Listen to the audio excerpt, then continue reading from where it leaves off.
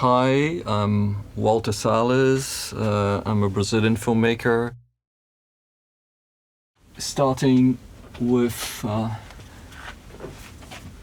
ANDREI RUBLEV. That's a film I absolutely love. I try to go back to it every single year. Tarkovsky used to say that cinema only exists if everybody who's doing a film is in the artery of that film, and I have the impression that ANDREI RUBLEV somehow epitomizes this. It's an extraordinary film. Stranger Than Paradise by Jim Jarmusch. I completely love this film, and I think it was so refreshing to starting to do films and see that narratives could be actually told in a different manner than the Greeks had taught us at the beginning. You know, the structure with 5 acts and, you know, character arcs and everything else. And what Jim Jarmusch offers us here is something that transcends that kind of a classical perception of narrative. And another film I go back to just to renew my faith in cinema. Drifting now to new Cuban cinema. Memóries do Subdesenvolvimento, Memories of Underdevelopment by Tomás Gutiérrez Aleya. Rarely does a film manage to blend what is of a documentary nature and what is of a fictional nature. So the impurity of that film on a conceptual level is so ever present and creates a narrative that is constantly surprising. And I have the impression that the film is kind of sucked by the reality of a country also being redefined.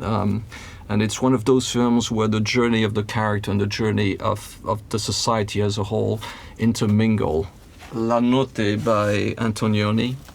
So Antonioni is in fact the filmmaker that brought me to cinema, the director that captured the best, the senselessness of the society, of the industrial society, and at the same time the loss of identity that ensued, you know, after that. And La Notte has the seeds of what was going to be later Blow Up and The Passenger, the pillars of an extraordinary director. Time by Garrett Bradley. That's more of a recent find, thanks to the New York Film Festival, actually. Both the narrative and the filmic quality of Time are completely outstanding. It's about love as a form of resistance. It's about memory as a form of resistance as well. It's a film that I'm sharing with a lot of friends because I think it is really unique. And we left Mr. Scorsese for last. Is that it? Raging Bull. I saw it maybe 50 times or maybe more than that. As Scorsese's talent, unique sensibility, his understanding also of this character who is in between cultures, coming from Italy and yet having to redefine itself in another landscape, in another cultural landscape.